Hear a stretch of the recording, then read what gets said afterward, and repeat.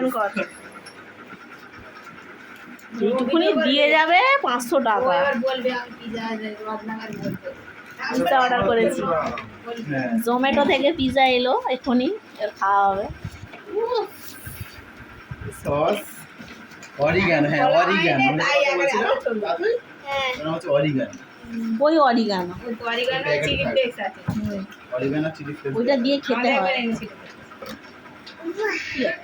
উল্টো দিকে না এটাই সোজা।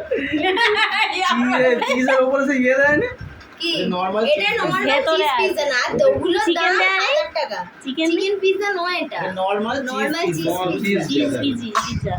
অনেক দাম বেশি নিয়ে নিচ্ছে রে। চিকেন পিৎজা যেটা বলছি, যাতে আগে যে বললাম আমি একটা কিনে আনবো, মাশরুম দেওয়া থাকবে, পিৎজা ঠকে গেছে।